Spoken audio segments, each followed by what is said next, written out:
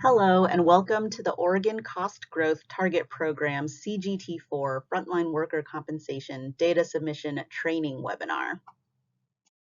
This recording will be posted online on the CGT Provider Organization webpage, along with other relevant resources. The intended audience of this training webinar are any technical staff of provider entities who will be involved in compiling and submitting the CGT-4 data files to OHA by the due date this year of December 6, 2024. This webinar will provide an overview of the technical submission requirements for the program's annual frontline worker compensation data submission, otherwise known as the CGT-4.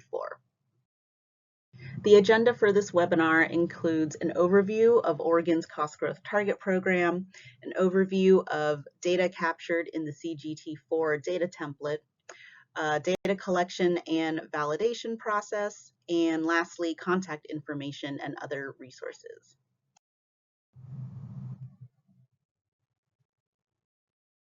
All right, so very briefly, we'll touch on how this program came to be.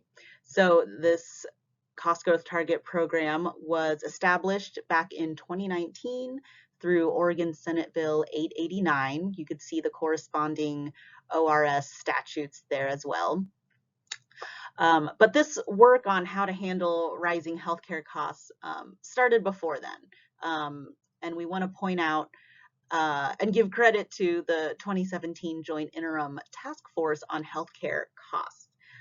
Their conversations started with hospital rate setting, and ultimately those folks landed on standing up this cost growth target program, which is modeled after the first one in Massachusetts. So the purpose of this program is to create a more affordable and sustainable healthcare system in Oregon through transparency, a sustainable growth target, a total cost of care approach, and a common goal. The implementation committee, which was the initial governance body which helped design and structure a lot of the program, their final recommendations report was submitted to the Oregon legislature in 2021. That report, as well as other additional resources, are available on our website. This cost growth target strategy and these cost growth target programs are part of a growing movement and effort by multiple states trying to limit the growth of healthcare expenditures. Oregon was the fourth state to establish a target, and currently nationwide, about 1 in 5 people are covered by a target. 9 states have a cost growth target program, and several others are interested in or have a program in development, either through state legislation or through a public-private partnership. Having a statewide target gives everybody a common goal, and that is that total healthcare spending should not grow more than 3.4% each year.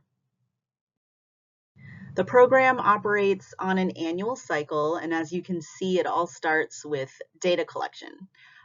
Payers since 2021 have been supplying the CGT-1 to OHA each fall, and starting this year in 2024, provider organizations will be responsible for submitting what we call a CGT-4, which includes frontline workforce compensation data.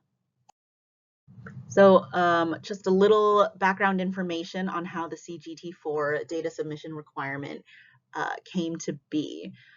So in 2021, that initial implementation committee had started a list of potential acceptable reasons for being over the cost growth target. And they did this in anticipation of accountability work later.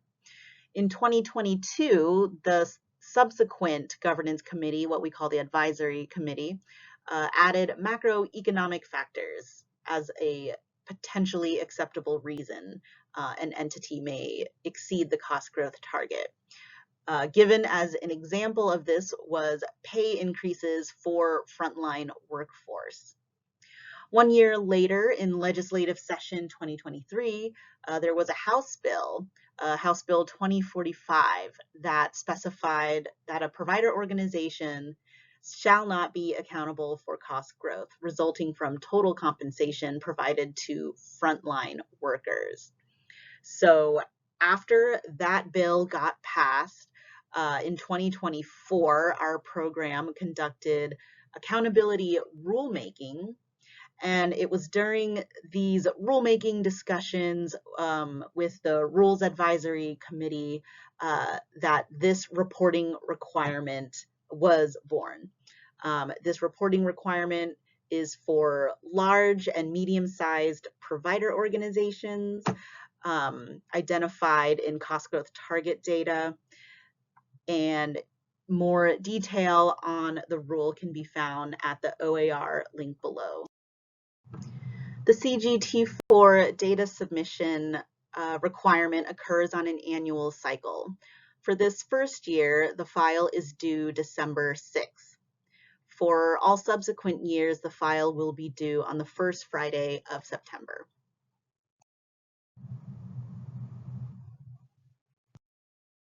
Well, hopefully if you're here, you are a staff member of a required data reporter. These are medium and large provider organizations identified using our most recent CGT data, all of whom were contacted in late July after the accountability rules were published.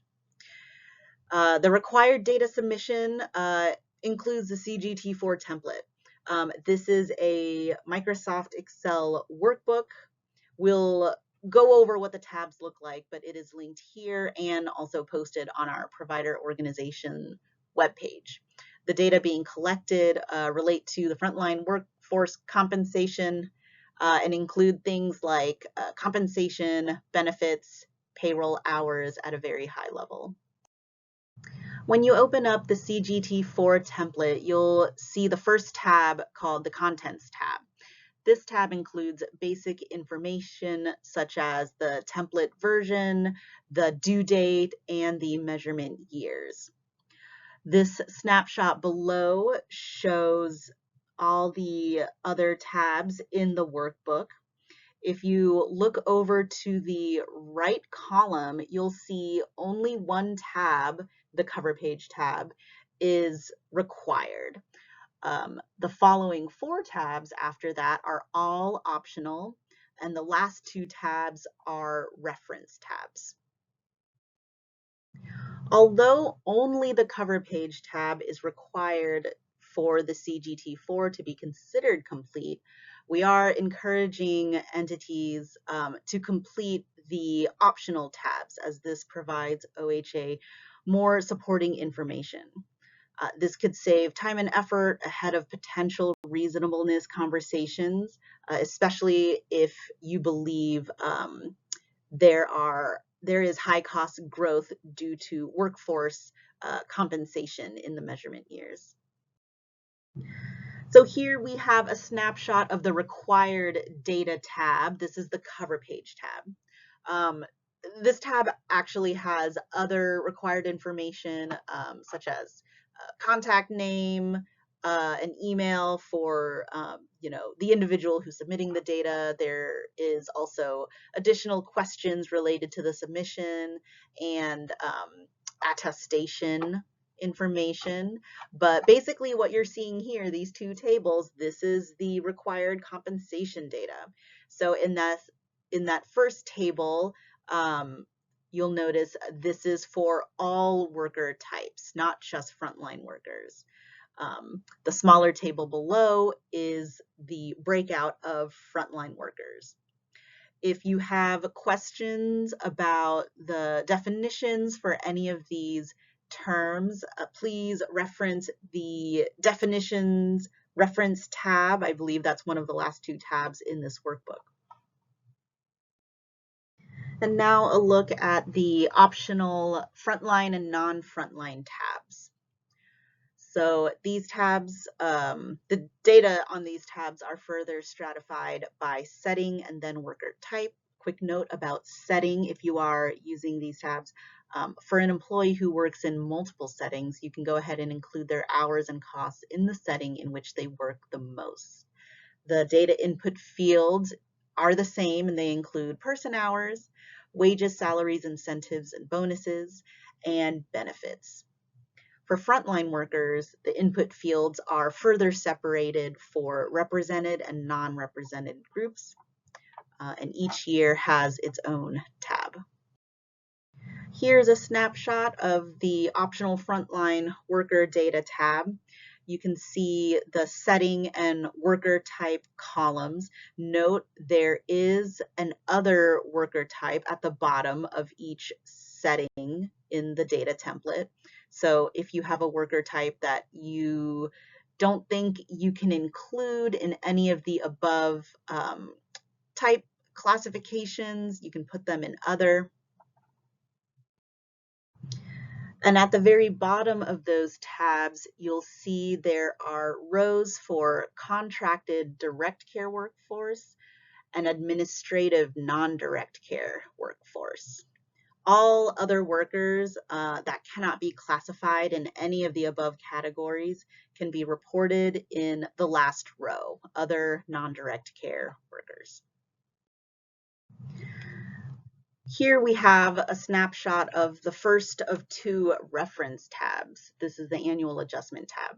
Oh, just to note, provider organization staff are not required to enter any data on these reference tabs. This is just additional information for you.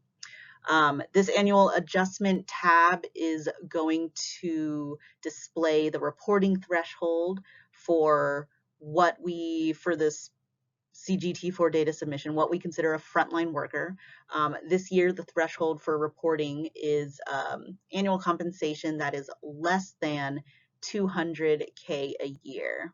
So this dollar amount is adjusted annually, and you will see that adjustment here. And here we have the last reference tab. This includes definitions for terms used throughout the template. Below the definitions table is another table for instructions and other questions. As this data submission rolls out, if there are common questions from technical staff of data reporters, we might add to this as well.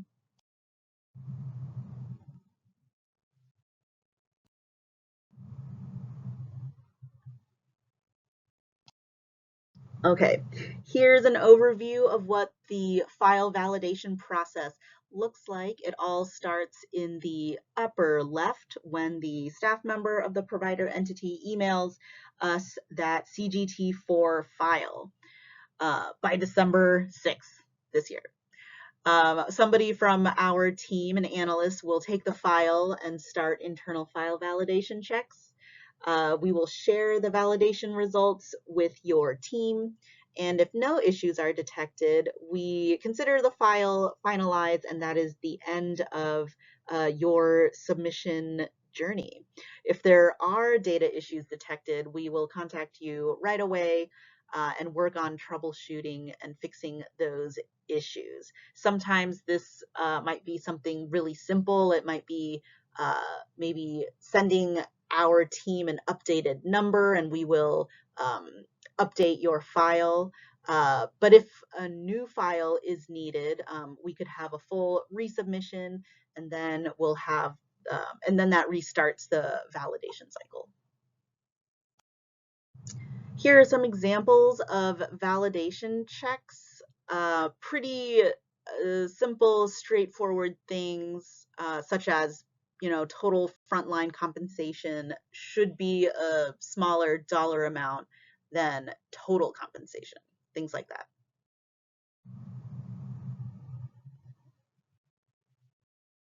Some upcoming resources for folks involved in the CGT-4 data submission include these two office hours, the first being on September 25th and the second on October 23rd. Both office hours are going to be held during our CGT tag meeting.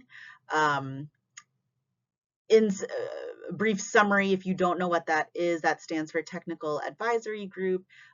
This is an open meeting geared towards staff from payers and provider organizations and other interested parties.